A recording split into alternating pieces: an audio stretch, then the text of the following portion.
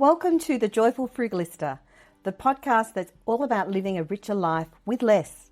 I'm your host, Serena Bird, author and passionate frugalista. Each episode, we dive into inspiring stories, practical tips and joyful conversations that help you create abundance, embrace mindful spending, and live your best life, all without breaking the bank.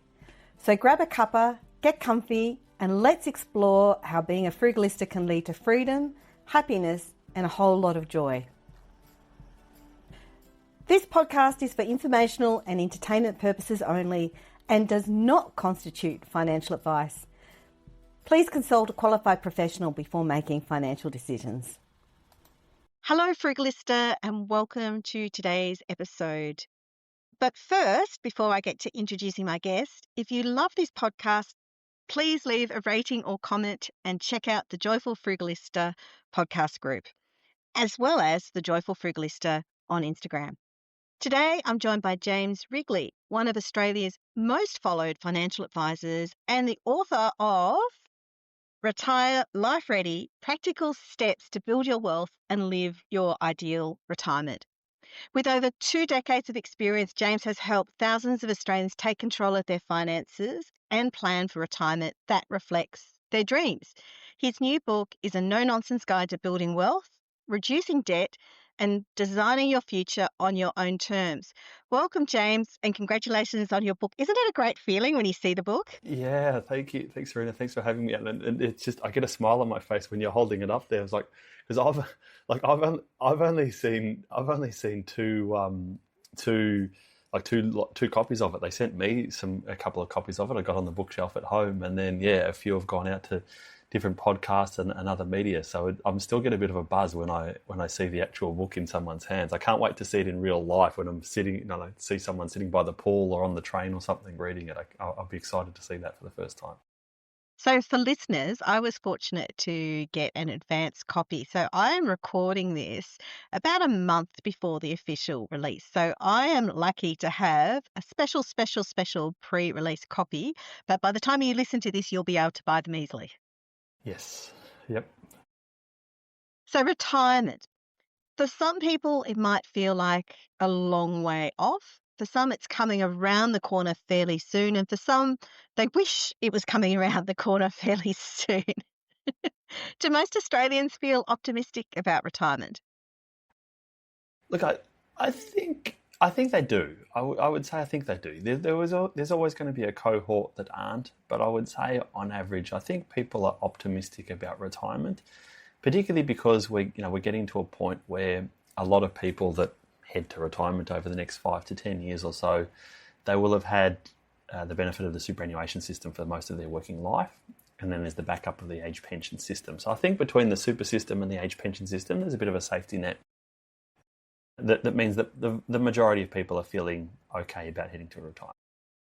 I'm always surprised, though, the amount of people who don't have super or don't have much super, particularly people who've been self-employed or maybe have taken more of a caring role in the family. Absolutely. That's the hard part.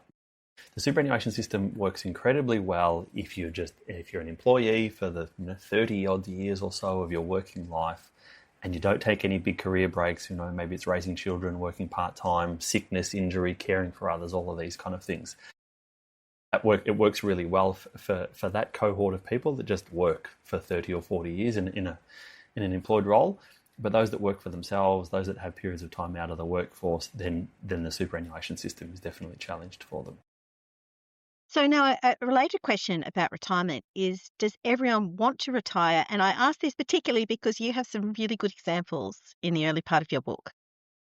Yeah, I think we're seeing more and more people, certainly a younger demographic of clients that I work with in the financial advice that I provide.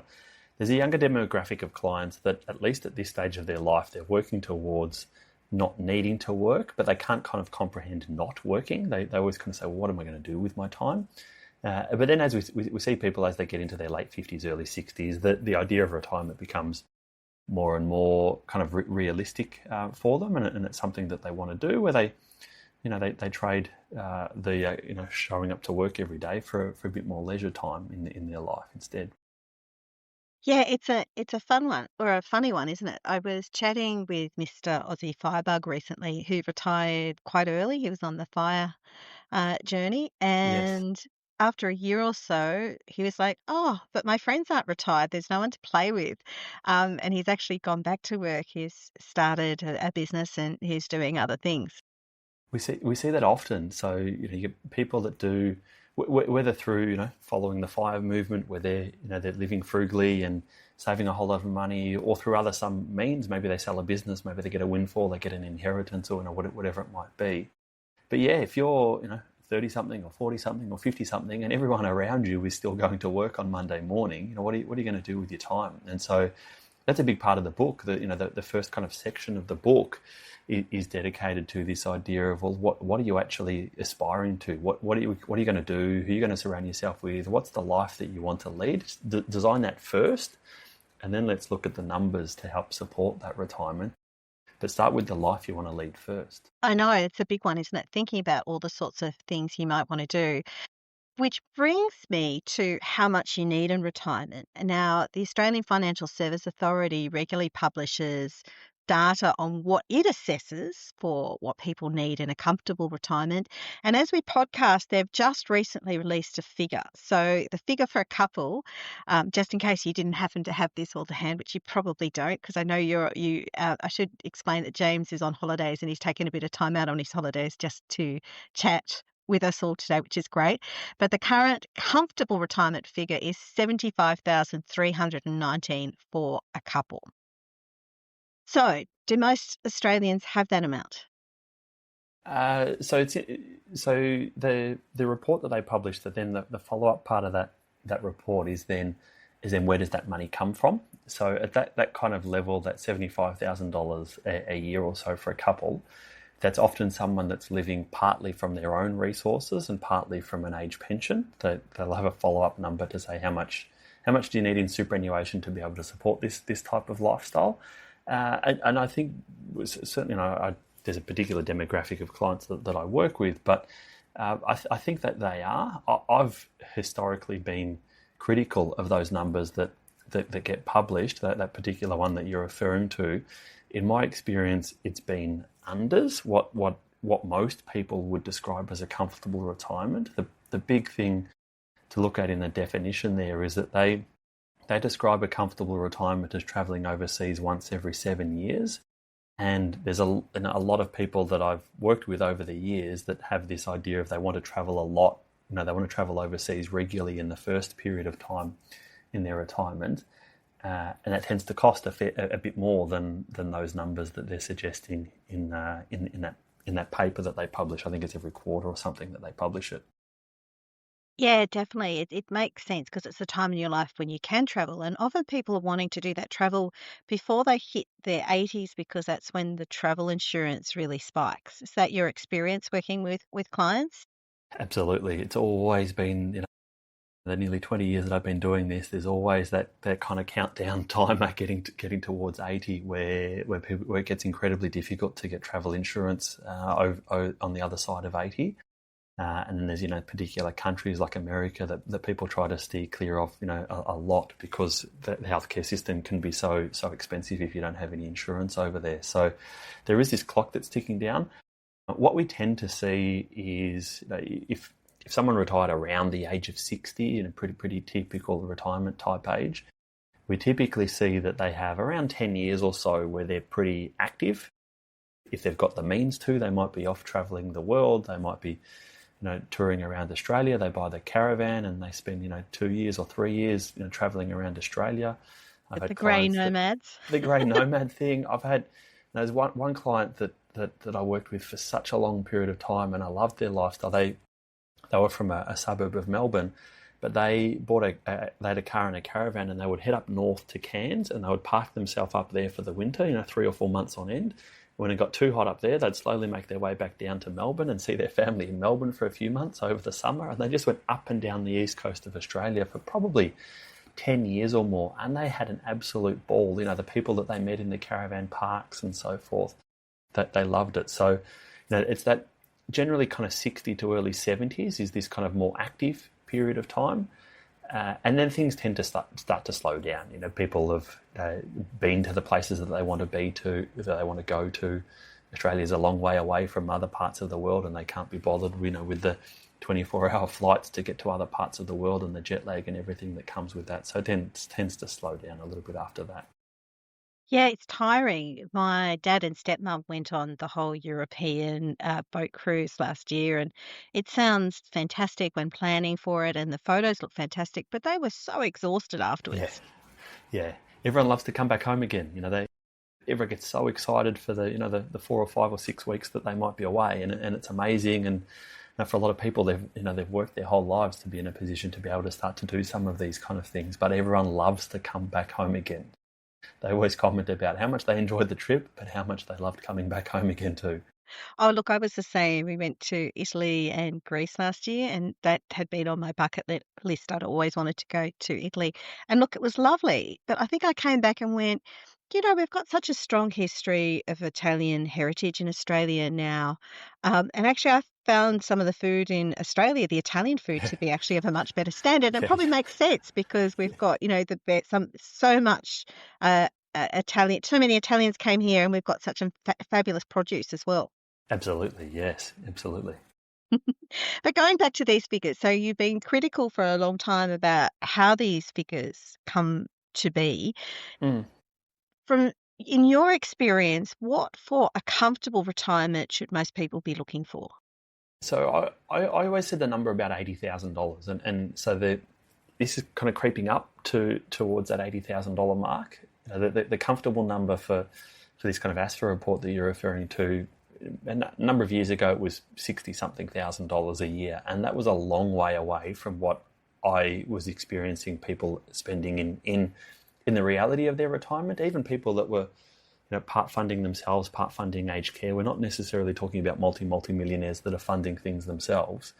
They're all spending far more than what these ASFA numbers were suggesting. Now, these are people that were typically travelling overseas once a year, not once every 7 years. They were spending a lot more. That number now, what we tend to see is a couple living comfortably tends to cost about $80,000 a year, and then you add the overseas travel on top of that. So depending on where someone's going and how long they're going for, and whether they're flying business class and how high they might be up in the cruise ship and so forth, that might be a $10,000 overseas holiday. It might be a $50,000 or $60,000 overseas holiday, depending on what people are doing. But we tend to see the day-to-day living of just being in Australia and eating out every now and then, and domestic travel, insurance on a couple of cars, and home and contents insurance and those kind of things, tends to sit about the $80,000 mark. So these ASFA numbers are getting pretty close to what we're experiencing people actually living and spending in retirement. That all makes sense, particularly. Rates seem to always go up. Like we've had the big property boom of 2022, 2023, but consequently the unimproved values of land has gone up. So rates and a whole range of things have gone up, and then inflation has an impact too, I guess, on retirees. Yeah, well, inflation's an interesting topic. So, yes, in the last few years it's gone up, but in the earlier part of my financial advice career, it was really common to see people retire in a particular amount of money. Like it might have been $60,000 a year back then, or $65,000 a year, whatever it might have been, the best part of 20 years ago. And for most of the time, their spending just flatlined. They weren't taking more and more money out each year. With inflation, things getting more expensive. Inflation was low and didn't move for such a long period of time that people were just taking this flat line. If they were taking $5,000 a month or $6,000 a month or $7,000 or whatever the number might have been, that spending didn't change for 5, 6, 7, 8, 9 years. It was such a long period of time. It was only in this last kind of 4 or 5 years, as inflation's really taken off and everything's gotten a bit more expensive, as you're saying, that we're now seeing clients when they're coming into the office saying, hey, James, I could do with another $500 a month, or I could do with another $1,000 a month because this thing's going on or that thing's going on, or they take a couple of $1,000s out because their car rego's due and their insurance is due and their home insurance is due, and they take a lump sum of money from their super fund to cover these bills when they all come at the one time. So, yeah, the earlier part, people were just, they weren't spending, the spending wasn't increasing over time, but certainly in the last 4 and 5 years, it's increased pretty dramatically with the cost of everything. Yeah, definitely. So with these figures, once again, and I know we've talked about the differences and how much, the reality might be, but they do assume home ownership, don't they? They do. Yep. So we are based on home ownership. So go on. I was just going to follow on to that to say, how important then is it to reduce your mortgage heading into retirement? Yeah, the retirement system in Australia, whether it's the superannuation system, whether it's the age pension system, whether it's the healthcare cards and these other kind of support mechanisms that are available for people, that whole system just works so much better if you own your own home. So, we highly encourage, and I talk about it in the book, whatever it may mean in terms of your superannuation accumulation or anything else that you do, for the vast majority of people, really high up on their priority lists as they head towards retirement is to do what you can to own your own home outright. Now, obviously, that's become increasingly more difficult over the years as the prices of houses have gone up and so forth. And there's certain people, because of life circumstances, haven't been able to buy a house or they've lost their house or something like that. But it's really towards the top of that list. We really encourage people to, wherever that house may be and whatever it may look like, to try and own your own home. The flow-on effect of age pension entitlements and healthcare card entitlements and all of these other support mechanisms that are available for people to help with their retirement, they just work so much better if you own your own home than if you don't. I'm laughing because you may or may not know that my most recent book is called How to Pay Off Your Mortgage in 10 Years. So read my book. There's some tips there, and follow James' advice on how important it is for your retirement to pay off your mortgage. And corresponding to that, what about things like investment properties? Like, often as people are thinking about retirement, they often think, oh, look, I might have an investment property or two. It'd be good to, in retirement, to sort of tinker around and fix things up. What about the mortgages then on those investment properties? They need to go too. I'm a big advocate for, and there's a section in the book where I talk about, there's this idea of good debt and bad debt and so forth. And as I talk about debt's debt, as you head into retirement, that needs to go. Whether it's the debt on your own home, whether it's the debt on an investment property. If it's a debt on an investment property, whilst you're working, it's okay, you're earning an income, you're getting some rent from the property, and together you can, between your income and the rent that you get, you can make repayments on the mortgage. That's okay. But all of a sudden, when the work stops and you stop earning a wage, the bank still wants their repayments. And so you might get rent in, yes, but then that money just needs to go off to pay the loan repayments and all the other expenses associated with owning that investment property. It doesn't leave you anything left over to spend. If you've got this other big pool of assets, a big super balance or other savings and shares and whatnot, go for your life. But the vast majority of people don't have an investment property with a debt on it and a big pile of other assets that they can use to live off at the same time. Often the investment property is part of the big pool of assets that they're trying to use to help fund retirement. So that debt needs to go. Now that might mean pulling money from superannuation, or it might actually mean even selling the investment property. Now, the downside of investment properties, particularly as you head into retirement, is the rental income, the cash that you get to spend from that property, it's typically quite low. You've got all of the expenses associated with holding a property. We're just talking about land tax and council rates and bits and pieces. You've still got all of those expenses that you have to pay. And it's only after all of those expenses are paid that you get to then spend the money that's left over from there. And chances are that's probably a very small amount of money relative to the value of the property. Yeah, well said. It's I think people often think that landlords have like rivers of gold from their rental income, but actually, no. I've often joked, and I've done some content on this, and I haven't spoken about it for quite some time. But and I haven't done the numbers on this recently. But in the last couple of years, you would earn more money if you owned your own. Assume you owned your own home. You would earn more money as a couple from the age pension and having no assets than if you had one investment property that was worth just above the asset threshold that disqualified you from an age pension, and you collected the rent on it. The government would pay you more age pension. It's $40-something thousand a year in age pension for a couple.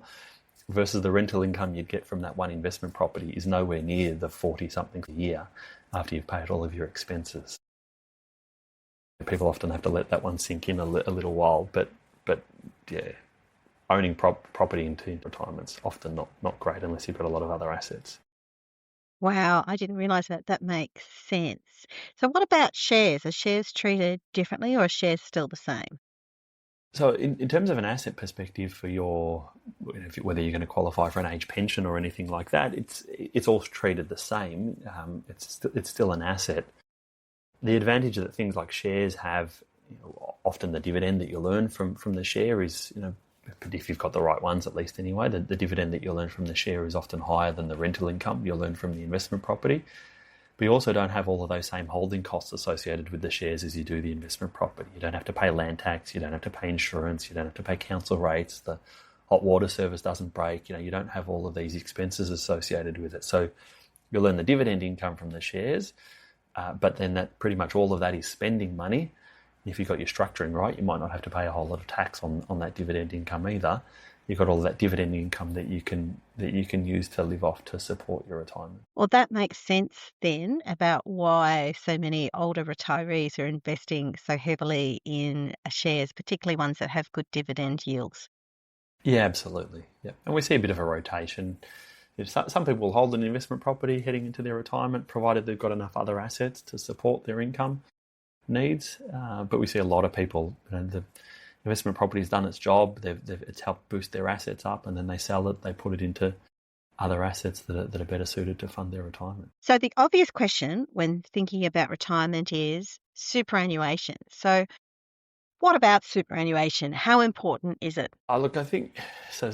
We commented right at the very start of the podcast that we're very nearly entering a period of time where the people heading into retirement, provided they've been employees, will have had the benefit of the super system for their whole working life. The superannuation system is this kind of tax structure that exists to encourage people to help fund their own retirement. You really can't beat it in terms of a low tax environment here in Australia, particularly once you get to retirement. There's no tax on the earnings, there's no tax on the pension payments that are paid out to you over the age of 60 on up to the first $2 million worth of assets that you've got. So for those that are self-employed, we hear it all the time. When I was younger, I didn't pay too much attention to super. I didn't want my money tied up. I didn't want someone telling me when I could access my money. I kept it all and I did these other things. And then they get to 50-something and they're like, oh, wow, actually, the super system's amazing. You look at all of these tax benefits. I wish I had taken it a little bit more seriously. And then they're in this mad scramble to try and pile as much money as they possibly can into super, whereas they would have had a whole lot more of it if they just added slowly to it over time. And there's restrictions now on how much you can put in per year. That's it. So limits on how much you can get in each year. There's what's called a concessional, or the pre-tax amount of money that goes into super is limited to $30,000 a year. That includes what your employer contributes for you as well. You can make up the difference yourself. There's an after-tax contribution, what's called a non-concessional contribution. So think of that as some savings you might have in the bank. You can deposit into your super fund. That sits at $120,000 a year, or you can use the current year plus the next couple of years and put in a bigger lump sum of up to $360 in one go. There's a downsizing contribution limit. So for people that are over the age of 55, have owned their home for more than 10 years and they decide to sell it, they can top up their superannuation by up to $300,000 excuse me, from the sale proceeds. So there's limits on how much you can get in over time. The super system is best. You get the best out of the super system if you add a regular amount of money to it for a very long time, rather than trying to pile money in right at the end. You want to be putting money in regularly for a very, very long time. And then there's some caps that exist at the other end as well when you're starting to access the money. So there's a cap that exists on how much you can transfer into the tax-free pension side of superannuation. That currently sits at $2 million. But then after the age of 60, you get tax-free. That's when you can start one of these pensions. You need to satisfy a retirement condition. You get tax-free access to your money, and it's unrestricted. Complete unrestricted access to however much money you might have in super, entirely tax-free. You can pull it all out if you really wanted to. Maybe not a great idea for most, but you could do it if you wanted to. So you must see some clients who are living the good life now on the basis of their super. Yeah, absolutely. They're people that have thought about this for a long period of time. It's less maybe less common now, but back in the early days of superannuation, when contribution rates were quite low, there were some employers out there, the university system, for example, like the university system's been paying 14% or more super contributions for a very, very, very long time. So it's really common to see someone that's had a long career in the university system, not necessarily a lecturer that's getting all of these extra loadings and bits and pieces. It can just be ordinary people with ordinary jobs in the university system that have got lots of money when they head into retirement. Some of the earlier, some of the airlines and some of the now privatised parts of the government, some defined benefit funds where people are retiring. They've had ordinary jobs, but they're retiring on $1.5 and $2.5 million superannuation balances. That's a lot of money to then be able to use and live off to help fund a retirement. So yeah, there are a lot of people out there living the good life in retirement based on their super balances. Yeah, disclosure, my husband is on a defined benefit scheme. He retired but's gone back to work, and I'm on a defined benefit scheme. So yeah. Yeah, they don't. Some of them are incredible, and yeah, you can. That doesn't take a whole lot with a lot of those schemes. It doesn't take a whole lot to have a huge superannuation balance if you've worked for that employer for a long enough period of time. But still, I'm always shocked the number of my colleagues who are on the same scheme I am on who don't take the time to understand it. They're all, busy. There's an urgent Yeah, ministerial issue. They're busy trying to get promoted and get ahead, and they're running around doing all this busyness. But I'm like, hang on, did you know if you just contributed a bit extra, you get these benefits, and there's a yeah, multiplying effect. yeah.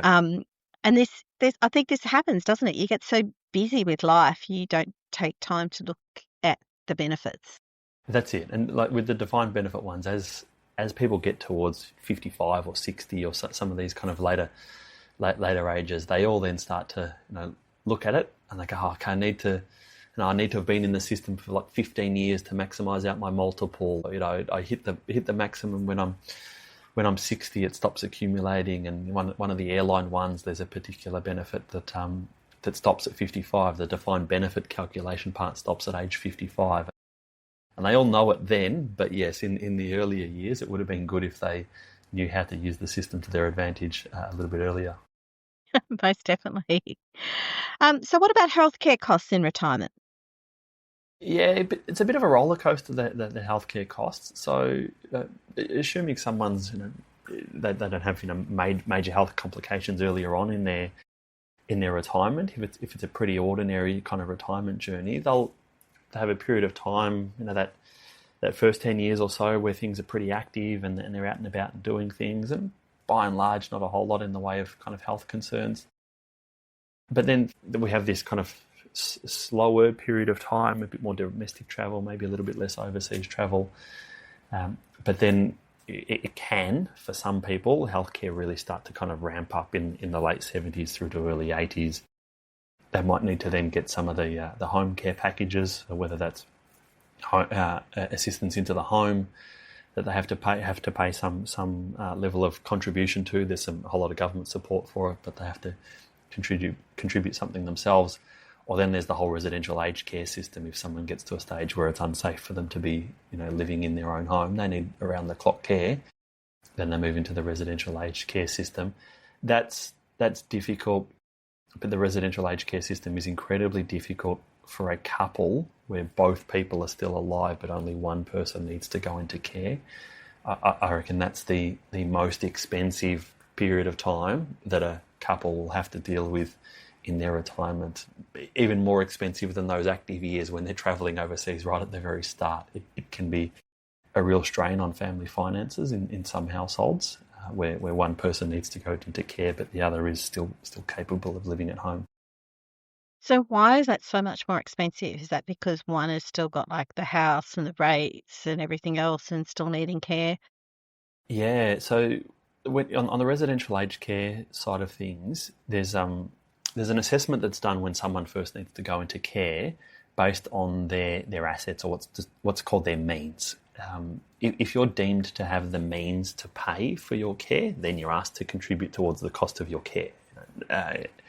Now, for a couple, if one person's still residing in the home is exempt from that means testing assessment. But if they have enough other assets, so if they've got a generous super balance, or if they've still got the investment property or whatever it might be, they still might be deemed to have the means to pay for the residential aged care, to pay for the room itself. And so you can end up in this situation where someone's still at home, the costs of running that house need to still go on. And just because there's one person living there doesn't mean that the cost of running that house is half what it was when two people were there. It might drop a fraction. So that house still needs to be run. And then all of a sudden you've got the cost of someone's residential aged care. And there's kind of three broad parts to that. There's the cost of the room itself, which depending on where you can be start at several hundreds of thousands of dollars, can go north of $1 million in some parts of Australia. Then you've got the cost of the care itself. So there's the $60-something a day basic daily fee that everyone has to pay regardless of their means. Plus there's a contribution that you have to make towards that care based on your means. So the more money you have, the more you have to pay. And then there's this kind of extra services part as well. So some facilities will say, here we charge an extra $10 a day for these things. It's a condition of entry here that you have to pay that. Now, some of those rules are changing. Probably by the time this podcast is out, the rules will change a little bit afterwards.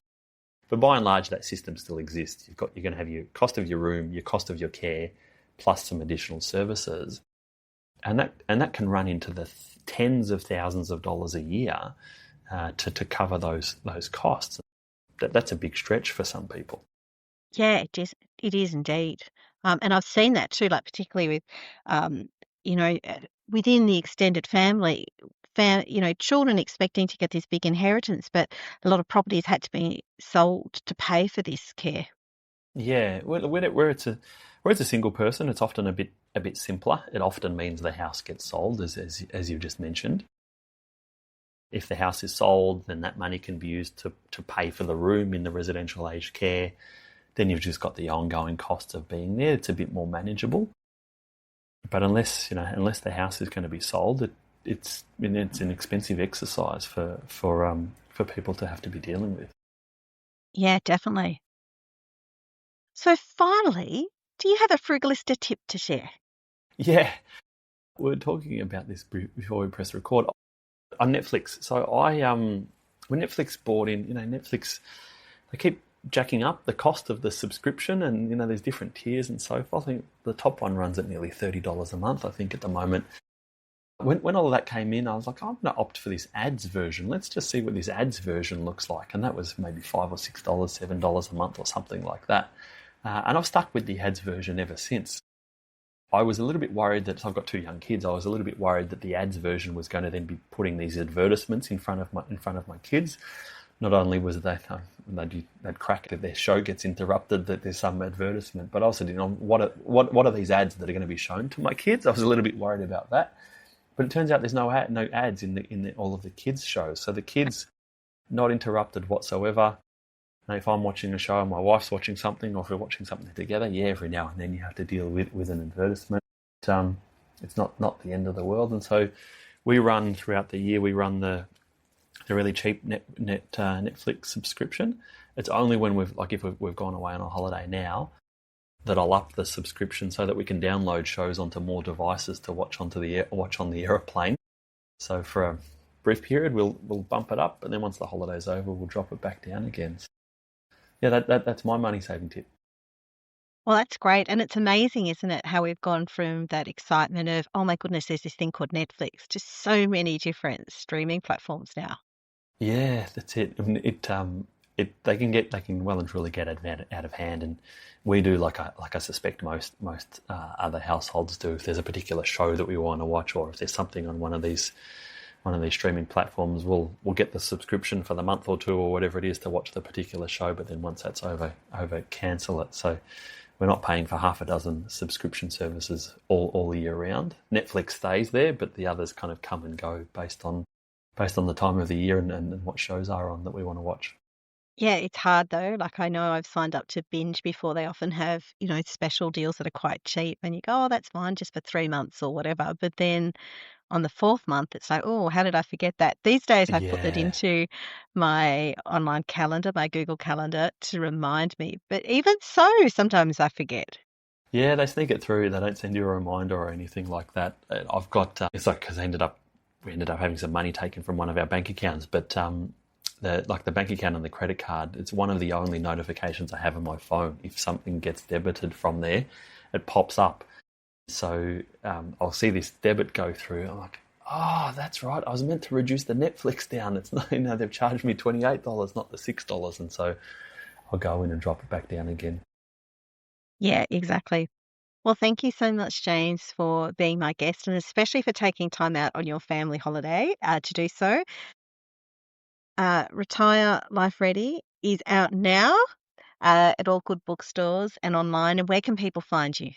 On the social media, Instagram, Facebook, TikTok, if you just search my name, James Wrigley, Wrigley, you can find me across all of those places. In terms of a day job, First Financial, so I'm a financial advisor at a business called First Financial. Yeah, check out our website and that's us. Wonderful. Thank you so much. Thanks, Serena.